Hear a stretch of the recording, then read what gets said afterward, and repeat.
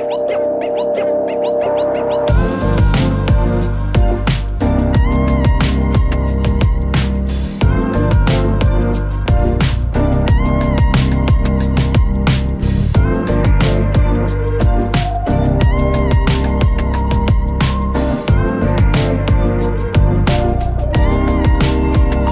to the B2B Business Podcast. Our guest today is Paul Ryder. Hello, Paul. How you doing? Hello, mate. Owner of RPG Promotions, supplier of celebrities for sporting celebrities mainly. Yep. For talks, dinners, etc. Before we get into that and who you do and what you do, do you want to give us a brief introduction to yourself? Yeah, most people would have seen me, been to an event, spoke to me. My name's Paul Ryder, run RPG Promotions, based mainly in the Midlands. Been doing it a good few years now. So and then enjoying it, loving it. So yeah. So what were you doing before? How did you come to be in promotions? It's mad actually. So I was working at a Spanish tile company called Porcenosa in Marston Green. I was there a good, I'm going to say 12 to 15 years. I was there a long time. And, I was just there, just factory working in the shop, serving people. And all of a sudden, I got an order come through and it was Tommy Johnson. I thought, I didn't know one Tommy Johnson from that area. Can't be him, surely. So, and he was. So I picked his order, he's coming, and I got chatting to him. Exchange numbers. At the time. He had just left. He'd not long left yet. So his career had come to an end. So he was still local. And he came and picked his order up. Got chatting to him. What are you doing now? Blah blah blah. As you do, selfie, autograph. That's just him to you. Yeah, obviously. yeah, obviously. And we just basically exchanged numbers. Sorted him a good deal on his tiles, obviously, as you do. And yeah, went from there really. So we exchanged numbers, and then he texted me a couple of weeks later saying, "Can you get a discount?" Blah, blah. And I just got chatting, and I says, because obviously this sort of thing back then, it wasn't massive back then. The people done the after dinner speakers where you sit down in your tux and you listen to a half hour of someone chatting and having food, but I just do the Q&As, try and do it without the food, because let's be honest, a lot of people go to these nights just to, get tanked up and listen to some funny stories. So it weren't really a big thing then. So I just got talking to him about it, and he was my first one that I tried. So I done my very first event was Tommy Johnson, Ian Taylor, and Mark Draper. So that was it was a villain, and Brian Little. So we'd done the 96. It was the 96 night when they won the cup. So yeah, that was how I got into it. So I left. I didn't leave Porcenosa straight away. I just tried to start doing little bits, and I then started doing the live music as well. So doing the bands at local areas, and I thought sold tickets and paid out, and I thought this is all right. I've still got a few quid here. I could put another one on, and I've done it for about a year while working, and then it sort of just took off. It just went mental, and I started doing say 10, 15 events a year, and compared to obviously now, last year I'd done 138 events in a year, not just sporting, so sporting, the music, the kids' nights, the ladies' nights. I do all sorts. But yeah, that's how it started with them. And them four were my first big sporting Q&A night. Yeah. So how, for your first event, how did you sell that to participants? So Facebook, I'm all about social media is massive. So and what it is when people come to one event, and you guys have been, so when you come to one event, you enjoy it, you come back. And I try to do my events cheap. I seen one event yesterday, funnily enough, with a celebrity, and I clicked on the link, and they wanted something like 230 quid a ticket, and I was like, 230 quid a ticket, and I think my most I've ever done one is 65 quid. That's with food, and that's with 10 former players in one night. But yeah, and sponsorships help massively. I mean, you've got to call on local businesses to get involved. They sponsor the night. They put a chunk of change in. that kickstarts not like a deposit sort of thing for the act, so I can get the act in.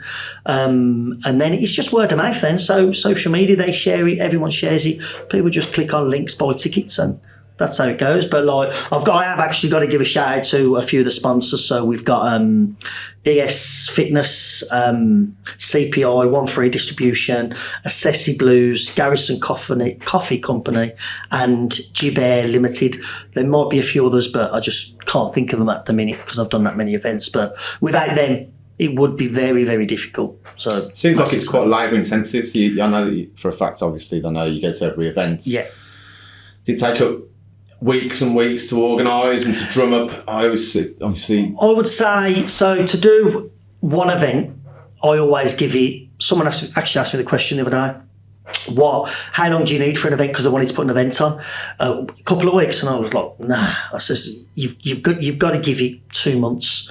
So if you want to put an event on, just think in 2 months, put the event on. You've got to give yourself that time to sell tickets, because what you don't want to do is give yourself less time and then you're not selling the tickets and then you lose money. Yeah. Don't get me wrong, it's not, I've lost money on ones, I've made money on ones. So, but most of mine sell out because I give it that time scale to sell the event, and the tickets are cheap enough. It's all about the cheap. A lot of the people that do these, the promoters, I'm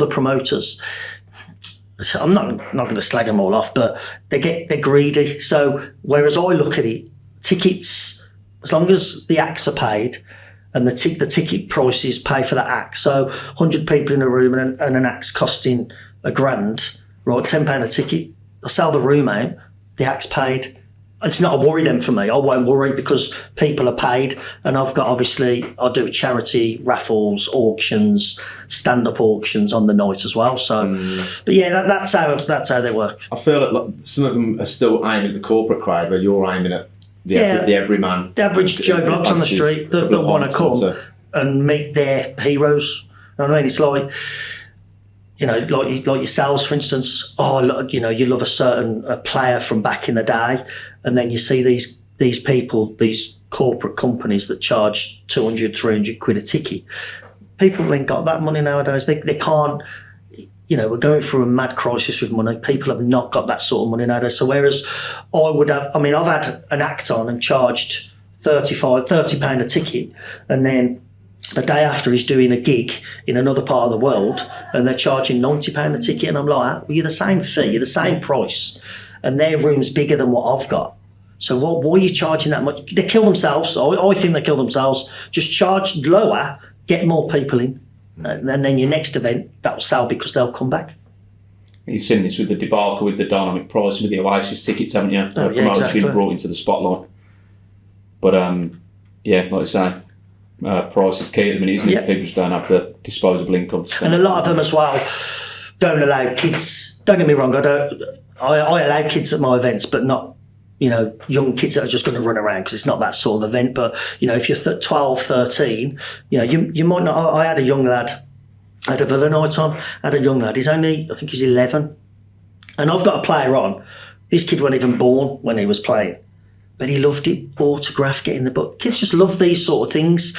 And if I was to charge £90 a ticket like somebody else does, and the dad has got to pay for him and the son, that's expensive. That's very expensive. Whereas I would charge 15 quid a ticket, and it's 30 quid. It's nothing really to bring the kids enjoyed the night out. The dad's had a few beers because his missus has let him out because he's took the son. Everyone's a winner. Yeah. So for as long as you've been doing this now, 138 last year. Yeah. So you're talking, how long have you been doing it? Oh, I've been doing it, events, about 8 years. I've been doing events. It started with obviously a different company that I had, and then obviously I changed the name to RPG then. So that's got to be 500, 600, 700. I would say I've done over 500 events in 8 years. So all of a sudden you've gone from selling tiles, manufacturing tiles, you're now rubbing shoulders with ex-professional sports stars. It's like I says to the wife the other day, if I ever lost my phone, I don't know what would happen, because it's mad. I mean, I've got Kev Bagdell in there. Wow. I mean. That's it, yeah. Exclusive. So you say there, like you've done, we know that you've done a lot of local football nights, blues Villa, Yeah. mega nights as well. Yeah. Multiple players. You've got Gascoigne, Yeah. Ruddock, Legend. right? Parler, Alan Brazil last weekend. Brilliant. Moved That- to possibly that- the greatest that there's been so far. That was I mean, they've all been very, very good, but I just think that afternoon, was possibly the best one. Overall, for funniness, for the way the event went, was the best one I've ever done in 8 years. Was it? Yeah, it was. I mean, you were there. It was just brilliant from the first minute people got there. Busy, very, very busy. Good, great crowd, and we raised quite a bit for charity as well, so which is always good. Yeah. Sean's happy with the bar takings as well. So. I'm presuming that Sean Abraham is always happy with bar takings. Right? Yeah, of course he is. So as part of this, obviously, it's probably with a heavy heart that you have to do it, but you also entertain your guests, obviously before and after when you book them in. So, with that in mind, who's been the most rewarding for extracurricular activities? Who's given you the biggest hangover? The biggest hangover. You know what? Ruddock. I'll tell you a story about Razor. So I had Razor in Inkborough. We've done one in Inkborough FC. And if you've ever been to Inkborough, it's a tiny village. It reminds me of Emmerdale. They've got one or two little pubs that hold probably 150 people. Now, we had this event at Inkborough FC. There was got to be about 180 people in there. Brilliant night, because Razor's one of the best. Inkborough, I think it's like Worcester way, I think, that sort of direction. Razor's one of the best on the circuit. Really, really good. And we're there, and obviously the event had finished about 11 o'clock. So me and Razor are staying. So we're staying in the boozer, the one boozer that's there, obviously above in the hotel. So we've gone back. Everybody's come back. They all know Razor's there. So they've all come back. And Razor, fair play to him, going around, photos, signing stuff for people. Brilliant. So obviously people started dwindling off. So me and Razor just sat at the table, just chatting away. He's drinking tequila rose. Oh man, I'm like, so he's there and he's turned around to me and he's gone, I suppose we best get to bed because I've got to get up, have breakfast, and I've got a shoot. I've got another gig tomorrow. So on that, I've like, so I've finished my food. I've looked at my watch and I'm like, we might as well just have breakfast, mate. It's 6:30. It was 6:30 in the morning. We just didn't realise. But I think that's more because we were having so much fun. He was brilliant. He's one of the best. I mean, I've worked with some brilliant ones. I mean, Dean Saunders, again, wicked, brilliant. Put him up in a hotel, obviously last minute. So he needed a hotel. And I thought, I've got to get him a hotel. Usually put him in where the wife works. Nothing available. There must be something going on in the NEC. So I thought, right, booking.com, Kozel, sound. Booked him in a hotel in Kozel. I thought it was a nice hotel. Looked nice. Looked decent. To be fair, I would have stayed there. Yeah. So Sean has gone to pick him up. He's phoned me on the way to the venue and went, Dino, ain't happy with you, mate. I says, why? He went, the hotel. I went, what's wrong with it? He went, wait till I get there, he'll tell you. So anyway, he's gone in. I didn't know. Obviously, Dean Saunders, ex-Villa. Now, he's gone in this hotel. It's above a pub in Kozel, right? And he's walked in, and it's Birmingham City everywhere. Now, I didn't know that. It's blues flags, blues Scott, blues everything. And he's walked in to a packed pub. Oh, God. And he's just got abused. He's got a barrage of abuse. So obviously he's come back and he didn't go back. He stayed somewhere else. We had to book him somewhere else. But I've had like Razor Ruddock's unreal. Gazza, I just love Gazza. So going back to the Razor thing, obviously the Macadam. Oh yeah. So we had Razor just after he'd had he'd lost all the weight. Yeah. So he was everywhere. And I get on with him. So that's just before it went off, though, weren't it? Because I remember he was on TalkSport the Monday after, wasn't he? Yeah. And it went bananas. Yeah, it went mental. Yeah. So we're there. We're doing this gig, and it's at the interval. So I've gone in, speak to him, got him a drink and whatnot. I'm in there chatting to him, and I've gone, do you fancy curry after? Because he lost the weight, I'm not. And he's gone, this is a place just down the road, Bengal Palace. It's only 5 minutes away. Yeah, son. So the plan was me, Razor, and my staff. Little known to me, Razor went straight out on the mic, second half, called him on stage. Hello. Before we start, has anybody heard of Bengal Palace? And I was like, oh, God. He invited everyone, basically. So 1 o'clock in the morning. Now, it closes around that time, so we just got there just before. About 60 to 80 people rocked up at Bengal Palace, mate. Their faces, they did not know what hit them. They were like, they didn't know what hit them. He was still on form all night, though, but he's going to make something with a spoon. He was doing like some trick with a spoon. I can't even remember. Can't remember what it was. But he's there. But so I'm sat there. It's just like the own range. Just showing everybody. Just being in character. He didn't even order food, though. That's the thing. He came, invited everyone, and didn't eat. Just ate everyone else's. It was like mad. It was just surreal. But like, obviously, since then, I've took Bengal are loving it because I've took. Obviously, Razor's been there. We had Jermaine Pennant there. We had Heskey there. We've had a good few guests there. Like, so just waiting for royalties off them. That's all. Yeah. That's a nice knock on for the local economy, isn't it? Yeah. They loved it. Really I just don't think they expected at 5 to 1. They close at 180. People are going to rock up and order food. But they're phoning people in. Oh, it was good. Any Gazza stories that you're allowed to tell? Gazza, you know what? You've probably heard most of the Gazza stories, but I've got to say he's probably one of the easiest guys to work with. He's just brilliant. And I mean, like, and he's looking really well. He's just a genuinely nice bloke. So, I mean, I've had him probably 3 or 4 times now, Gazza, and every time sells out without a shadow of a doubt. And people come back, it's Gazza. He's a living legend, isn't he? There's not many people now you could book where he's iconic. He's like, you look at football stars now that you can get to these events, he's the biggest. He's the draw, and he's just, his stories are funny.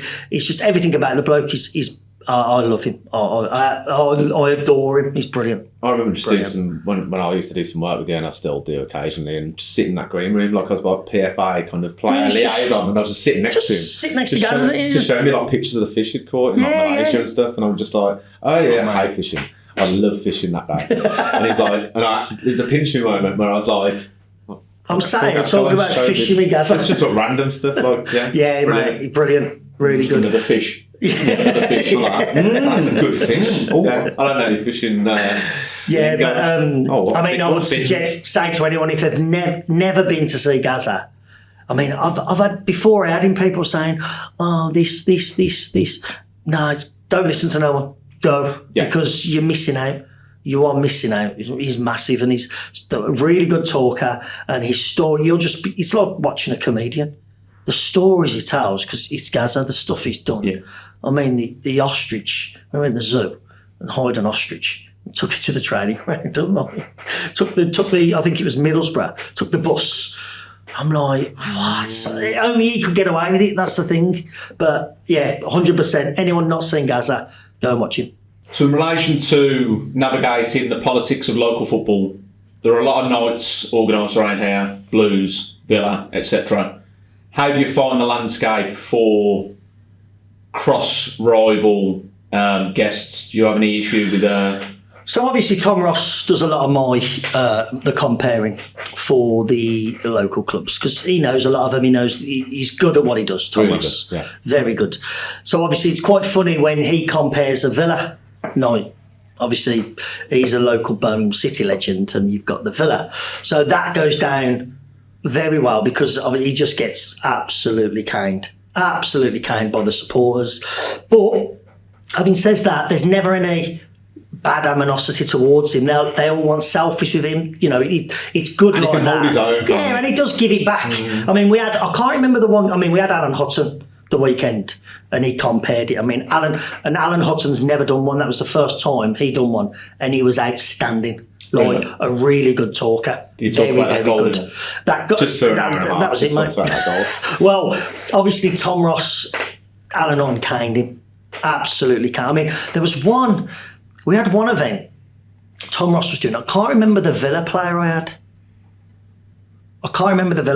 So, obviously, Blues, we played... Blues had not long gone down. So, the DJ, Jake, obviously, he's a wind-up merchant himself and a big Villa fan. So, obviously, Tom Ross don't usually have walk-on music, but this one, it was the first one I did this year because the season, obviously Blues got relegated, Villa got the Champions League. So the DJ decided to give Tom a walk-on song on this one occasion, and obviously it was that down, going down, that it was that. So he's come out and he's like that, and then obviously the Villa lads come on and we played the Champions League theme tune, but that just made the night because it was just harassed. They were just killing Tom. It was like the guest was comparing it for Tom Ross. He was asking him the questions. Roast. It was like, but it was really good. There's never ever been anything on towards to Tom Ross. He's like, he's a local broadcasting legend, isn't he? He gives it as good as he gets. Trust me. Yeah, he gives it as well. Well, even in the green room when you had Clinton Morrison and Clarence Donaldson. Clinton Morrison is just a wind-up merchant anyway. Even Tom Ross are just like that, aren't they? Oh, it's brilliant. Clinton Morrison's very, very good. Yeah. Really. I mean, I've had a lot of people say to me, I don't really like him, blah, blah, blah. But they've only seen him on Sky Sports. That can only be Villa fans. Yeah. I've had a couple of Blues fans going, I don't like him on Sky Sport. Yeah, but it's a different atmosphere. You're watching something that's scripted. Yeah. These nights ain't scripted. So Clinton Morrison's very, very good. And he gives Tom Ross loads. I've had Clinton Morrison about 4 times, and every time. I had him in Inkbearer not long after Razor, and he just kills Tom Ross. Absolutely. And they're both Blues. They're giving each other back, aren't they? It's really, because really good. at the time he was the man on the ground, wasn't he, Tom Ross, and obviously Clinton was a bit of a lad. Yeah. But he's a funny guy, Clinton. But it's funny about the stories with all the Zulus and stuff, and how he got in with the Zulus. And it was good. And the one story when they're all out in Broad Street in town, and they're all up there, like all the Blues lads, and he's up there and like. Because a lot of people think, don't get me wrong, there's some fans out there that idiots, you know what I mean? They're like, take it a bit too far. But he says, like, he's been out and he's come across loads of Villa fans and they've all had photos of them, wanted photos of him and everything. I've got a guy that he's a Villa fan and he comes to my Blues nights. And I remember once he came and we had Robert Hopkins on. And obviously he played for both, didn't he? Yeah. He played for Villa as well for a few times. And this guy has brought a Villa shirt for him to sign. He never signed it. He went, I am not signing that. No chance. Off he trotted. Yeah, mate. The old boys are always good. It's like, again, going to the Blues nights, the Crazy Gang nights. So Mick Harford, Tony Coton, Mark Dennis, Noel Blake, Hopkins. Them nights are hilarious because back then, that's when football was football. Like, no VAR, none of that. Well, we had your night down there, wasn't it? For Dixon Ward, Julian Dix. That was a good night. Brilliant. Yeah. But that era of footballers, where Julian there weren't rules, they just done it. I mean, the story of them two, when was it? Julian Dix was ironing his shirt and Mark Ward says something and he put the iron on his back. Yeah. He says, and the iron mark was there for about 6 weeks. You couldn't get away with that nowadays. Yeah. But you're saying it's completely disillusioned with football. Is that a running theme with the older footballers, that football today, the modern game, kind of fell out of love with it, say VAR and everything that goes with that? Yeah, Julian Dix was saying he doesn't like football anymore, he doesn't watch it. It's like when the other thing about Mark Ward, when obviously he says, the worst thing about it, he says, I'm an ex-footballer, height of my career. He says, I couldn't even get in the prison team. What? But yeah, that's it. I've had some great nights, some really, really good nights. Any Mark Ward stories? Suitable for the month? Probably none for this. He's another good bloke though. I've got him again. I've got him on the Mega Blues night because I do obviously Mega Blues nights. So we've done 1 and 2. We've got the big Leyland Daff reunion, which has never been done before. Surprised the club haven't done it, but RPG doing it, so don't worry about it. So we've got Sturridge back on the scene, isn't he? So we've got all of them apart from one who we're working on to come back, and we will have all of them here, which has never been done, ever been done. And then we've got the other Mega Blues night, which will be May, and that's with the hard men, so Coton, Harford, Dennis, Ward, Dix, Martin Cull, Alan Kirbishley, Noel Blake, Rob Hopkins. You won't want to mess with them, would you? Nah. You want them on your back. I'll tell you a funny story actually about Rob Hopkins. I had Rob Hopkins and Noel Blake on. So obviously message done before, and they went, we'll go to Solihull for a couple first, like. So they went Solihull. Oppo obviously met him up there. And Noel Blake's a big guy. big guy, he wore like a black trench coat for the night. So he's came to the event and said, "Oh, you lads doing all right?" Oppo had gone already. Blake, he's come up to me, he went, "Mate." I went, "What?" He went, he's walked in to I can't remember where it was in Selly. He's walked in, he's come up to me, he says, "I'm there going, all right, Oppo." He says, "Oh, mate, I'm looking for my mate, big guy." Like, he thought he was the doorman. Yeah. Oppo thought he was the doorman. Didn't realise who he was. Crazy, mate, crazy. But yeah, there's loads of, I mean, that's what I mean. People just need to come to the nights. It's not, if it's sometimes... if you don't like the player or you don't fancy him, they surprise you. Yeah. Clinton Morrison surprised me. Someone surprised me. I had Alan Hutton, massively surprised me.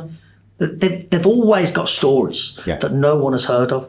I mean, we had Dublin and Hendry together, and I thought, don't know how that's going to go down. But it was hilarious, like really funny. But people just got to come to the nights. Is it harder to, obviously Blues and Villa, you've got the fan base there, you do a lot of boxing, which you do quite well out of. Is it harder to sell tickets for the boxing? Boxing. We went to Bellew, didn't we, here? And it was just brilliant. Yeah, boxing's... It's a tough sell, which I find surprising because Birmingham's a massive boxing area. The thing I do get is, like, for instance, I've got Carl Froch here in a few weeks. Like, if boxing fans are Villa fans, they won't come because it's at Birmingham City, which I don't get. You're not supporting the club. You're coming to watch someone that you want to watch. Don't worry about where it is. But you do get that. So the boxing ones, they tend to be harder because they're more expensive to get these boxers in. They're a lot more. And I suppose you're caught between getting a place big enough to fill it, and then... And it's the ticket. I'm very... Like I say, I'm very wary on ticket prices. I look at what people can afford, what people would... What would I pay? That's how I look at it. Would I pay that price to go and watch this person? No. So I'm not going to put it at that price then. Would I pay this? Yeah. Well, that's the price I'm going to do it. Then if I'll pay it, most people would pay it. So with the boxers, you got to be careful because, like I say, they're big bucks. I mean, Tony Bellew sold out, he was very, very good. Joe Calzaghe again sold out. So I've got 3 more boxers this year, starting this Friday actually. We've got Nigel Benn. I mean, you talk of legends. Is there anyone bigger? You know what I mean? So you got Nigel Benn, and then we got Carl Froch, and then we got Chantal Cameron. He's from obviously localish Northampton. Beat Katie Taylor. Yeah. So we got her in December. They're the 3 boxing ones. But boxing, I need to push the boxing a lot more than I usually do the football. But it's just what it is. So we've normally talked to our guests about COVID as well. Yeah. What a wonderful time that was. See hospitality closing down completely. What did that do to the business plan, life in general? So it's mad because I just started doing it around about a month before. I was working at a hospitality venue, so it was a double whammy for me. So the hospitality venue had to close, and then I couldn't do events anywhere. And the worst thing about it, I just started the company limited about 2 months before COVID hit, so I couldn't claim nothing either.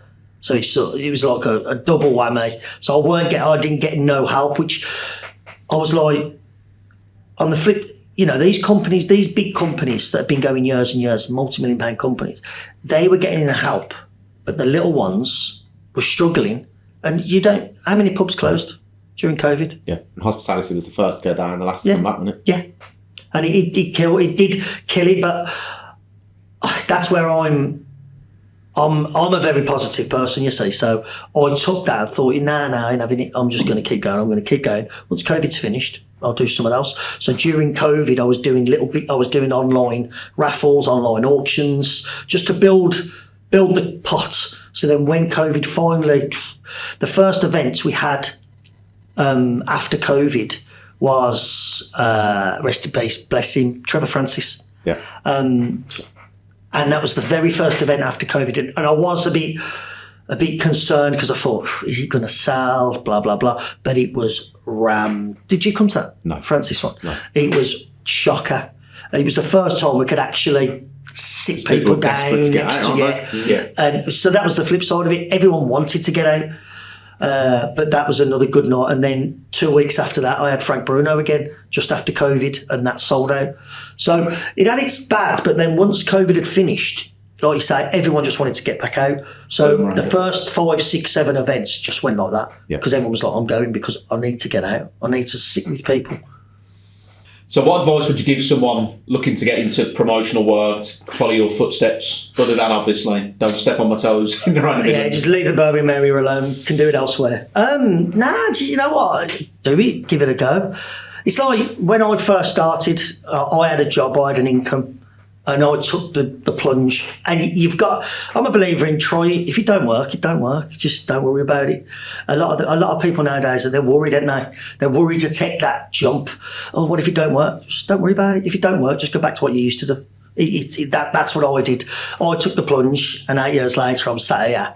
Never thought I'd be doing podcasts. Never thought I'd have Paul Gascoigne, Neil Ruddock, Paul Merson's numbers in my phone. But I would do it. But a lot of these companies, they go big instantly. Don't go big instantly. Go small. Start small. Even a music one that costs you a few £100. Build your pot, build your kitty. Because the last thing you want is you put a massive event on, you blow all your money, you lose, it's the end of your company straight away. Start small, build big. Easy. You have a limited audience, I want you to begin with as well. So you obviously have got a name in the game to start. Yeah, I've got the crowd now. I've got the followers. Yeah. So I think between my social media platforms, I think RPG have got around about 9,500 followers, which isn't bad for a small company. And they're loyal as well, aren't they? So when you put them out, they will share it, so the reach then goes beyond. And a lot of people say if somebody else is putting an event on, the amount of messages I get, it's crazy, to be fair. So I got one the other day, actually, someone's doing an event, it's not even close to me, it's close enough, it's like Wolverhampton way, and they snapped it, and they went, look what these are doing, have you seen it? I ain't going to that. No, it's not RPG, I ain't going to that, which is fair play to them, but, people do what they want to do. It doesn't bother me. If people want to go and watch someone else do it, it is what it is, but I thrive under... I'll have anyone come and try. Yeah, competition. I love competition. I've always have. So anyone that wants to try and do it, and I've always been a believer in if there's someone out there that wants to give it a go, I'm approachable. Talk to me and say, what do you do? What do you think about doing this? What do you think? I'll help you out. I'll help anyone out. Well, it's a big world, isn't it? There's enough work for everyone. There's enough for everyone out there. And the thing is, you get a lot of these bigger companies that they want everything for themselves. And I mean, I've dealt with agents. I can't stand them. They I try and not go to an agent. Okay, not for the simple fact is the fee goes up. It's just that it's hard work. Because I would rather go direct to someone. So if I've got a night on, for instance, and say I've got Ruddock on, and Ruddock's running late, I have to phone the agent. The agent don't answer. What am I supposed to do then? Well, I'm stuck. So I deal direct. Yeah. Best thing.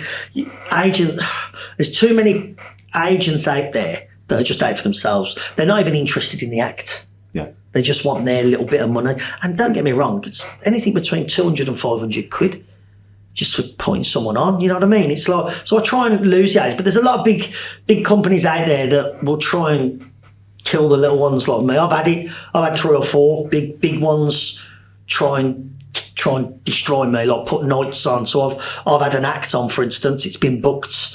I won't mention it, and I won't mention who, but I've had an act on. Was putting it on in a venue, sold out, 350. One of my biggest it would have been. The agent got wind how quick it sold out. Decided to put his act, because I didn't go through the agent. Tried to put his act somewhere else, so the act had to do it because it's contracted to the agent. So I had to pull my event. I had to refund everybody, and that was only 2 weeks before. So I had to change. What I did is I put an email out saying, right, I didn't say why. I just sent an email saying, unfortunately, the act's cancelled. We've replaced him with these people. You can get a refund, not a problem. Or if you still attend it, then you'll get 50% off your next ticket at this venue. Which, to be fair, it was probably 50-50. A lot wanted the refund because they're obviously not fans of the people I had to get in. Yeah. But it's like that. That's the sort of people you have to deal with. So I would say to someone, just be careful who you're trusting in. So where do you see yourself and RPG in 10 years? Ooh. Was the word that you're going to go a bit more corporate? I would love to go corporate. I would really like to go corporate. I think the thing you've got to worry about, I was having this conversation the other day with one of the footballers actually, and he turned around, he asked the same question. He says, what would you do in 5 years, for instance, you're still going, you're still doing this. What are you going to do? Because you probably would have done everyone that's worth having. What do you do then? He says, he says these players of today that are at the end of their careers, they won't be doing stuff like this. They'll have that much money, they won't need to do stuff like this. So where does it go then? Which is a great question. Because you've saturated Villa, for example. Yeah, you've used everyone. And then, the likes of Stevie Gerrard, for instance, just say someone whose career's just ended, who's a multi-millionaire. He don't want to do this, does he? Let's be honest, he ain't going to want to do stuff like this. So where does that leave these companies? Do we have to go back to the lads we've already had to keep going?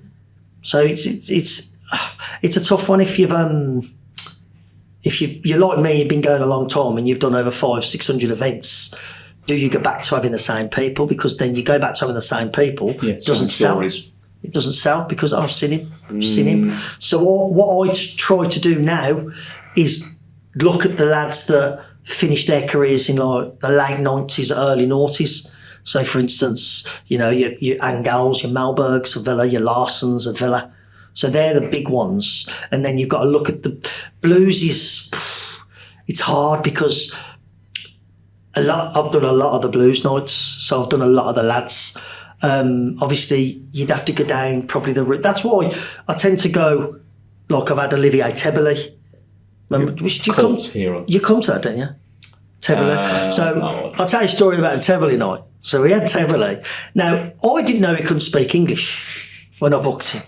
He's texted me, yes. So I thought, he could speak English. Perfect. Well, no, he couldn't. So for the whole 2 hours, everyone just sang his song all night. But you know what? I drafted Devlin and Michael Johnson in, not as guests, as watching as crowd, because obviously they'd not seen him for years. So I drafted Paul Devlin and Michael Johnson in, and they sat in the booth with me. And to me, it's a good job I did, because they were answering the questions for him. Wow. But yeah, they just sang his song. 1 Tebele, 2 Tebele. For 2 hours? For 2 hours, mate. But it was such a good night. So you got hold of his number? So I'll message him. You just text him. Does he have a vineyard? So I said, he has a vineyard. He's got a massive. He sent me some bottles over, and they're like, they are good, to be fair. So I dropped him a text message, and I went, I got his, it was Insta. So I messaged him on Instagram. Fancy doing a Q&A night, mate.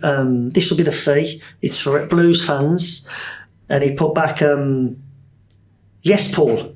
That was it. And I thought, he can type English, sure, he can speak English. No. He's broken. So the one, Tom Ross asked him a simple enough question. I don't know what it was. Yeah.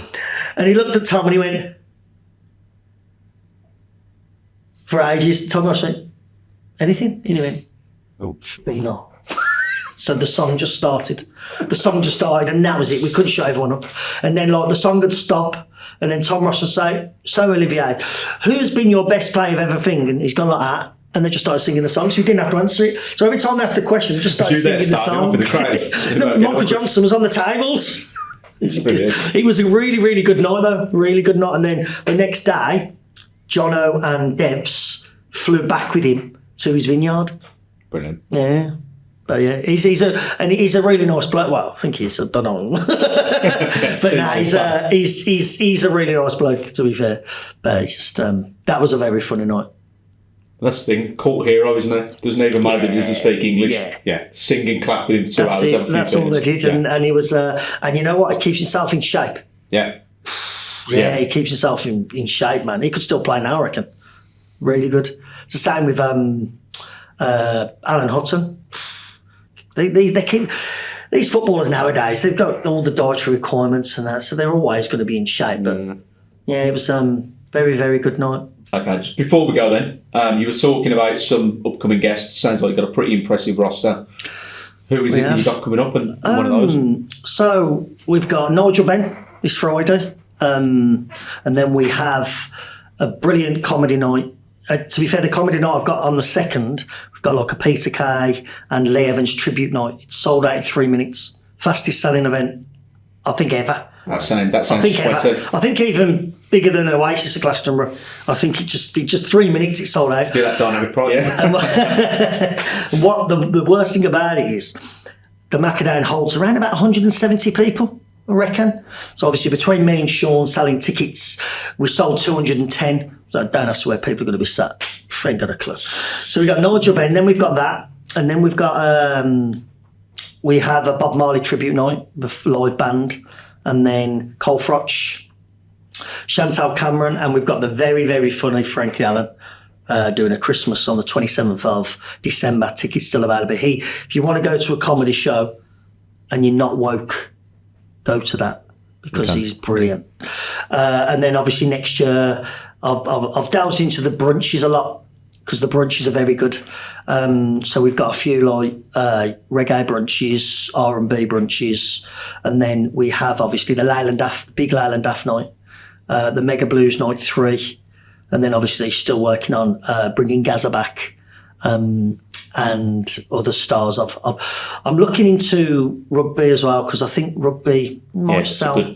We get a sporting luncheon in town every Christmas. It's always rugby thing. Yeah, rugby talk is supposed to be really good. And obviously I'm talking to Ray Parler about doing another talk sport, but maybe add Cundy and O'Hara to make a 4. That'd be good. As a rascal on it. Yeah, but someone says to me the other day when we had the Talk Sport one on Sunday, you should have added Gabby. And I went, the problem with that is Villa, so 50% of the crowd wouldn't come because they're Blues fans, so I can't. Whereas Cundy's Chelsea and O'Hara's Wolves, isn't it, in Tottenham? Spurs, yeah. So it doesn't really matter, but that would be a great lineup. And then obviously I'm working on the big Villa ones with Diangel, Malberg, and people like that. And obviously with all the big Villa ones, Dion Dublin will be comparing them because he sorted the night. So you're getting 2 players in one really because you've got the compare, who's Dion Dublin, who's the big Villa, ex-Villa, comparing the night with Angel, Malberg, Larson and players like that. But next year is going to be it's going to be a big one next year, I think. And I'm like I say, I'm going to go into a lot of the music. And I also obviously I'm on my 3rd tour with Jake Sullivan, the singer from Dublin. So we've done 2 tours with him, sold out. And he's just doing a 3rd now for his tour of, I think it's Scotland, Wales, and then he's doing Nottingham, Manchester, and London, the Ministry. So that's the next tour, which is, I think the first one's end of this month, or end of November, sorry. It's the first date of it. So, very good singer. So, yeah, I'm going down the music thing, but obviously some massive, massive shows next year. Sounds good, mate. Sounds busy. Yeah. Try and have a break somewhere in there as well. Oh, man. I'll see what the missus wants to do. Yeah, that's it. All right, brilliant. Well, thanks for your time today, Paul. No problem. Thanks, mate. Appreciate it. Cheers. Thank you. See you later.